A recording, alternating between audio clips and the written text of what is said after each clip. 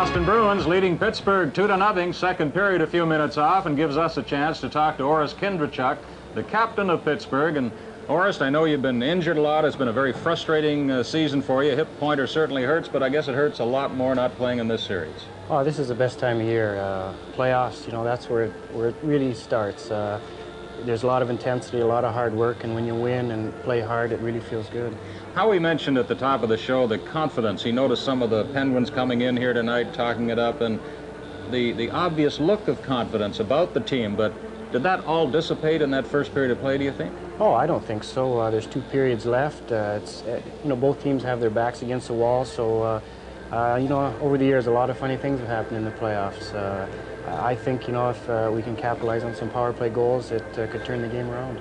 How do you go about doing that, though? I mean, the Bruins frustrated you with their forechecking and their penalty killing, and really didn't have a good scoring opportunity against Cherry Cheevers in that, well, one off the post. We should look at that one. But what do you do in the intermission now to get your team sorted out and get some power into that power play? Well, I think a lot of times when you get into a key game like this, you get some younger players out there, and I think they have a tendency to stand around and watch instead of getting involved. You get the puck, you got a little more room to carry it than you think you do. So I think maybe some of the players are a little uptight, throwing the puck away, not hanging on to it like they normally do and can do well. Well, normally you would provide the leadership and maybe a little pep talk and some spirit in that dressing room. In your absence, who will take up the load there? Who will really try to lift this team now?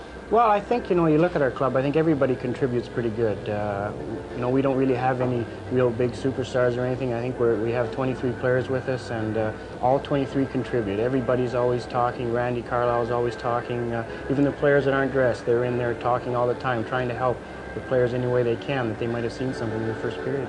It's particularly difficult, though, isn't it, playing in the other team's home ice for the deciding game like this? I know it's the Boston Garden, and you've had some success here this year, but in the past, really, in 5 wins out of 37 starts here, it must get you somewhere deep inside that you're really at a disadvantage coming in here tonight. Well, the past doesn't mean much to me because I wasn't here, but I think if you check the last 4 games, we won 3 here. So I think if anything, that should give you a little confidence. I think another plus factor on our side is we're the underdogs. We're not supposed to even be here right now. So I think when the team is the favorite, they have all the pressure on top of them. Okay, now you could also bring in the elements of inexperience versus experience. You've got Cheevers and Millen, both ends of the ice, and guys like Cashman, people that have been there before. There's another obstacle you have to overcome in a playoff series. Naturally, maybe there's some instances out there where they'll hang on to the puck or they'll know where to check or something like that. But I think a lot of enthusiasm, a lot of heart, a lot of hard work will overcome that. So, you know, it's 1 game, 2 periods left, and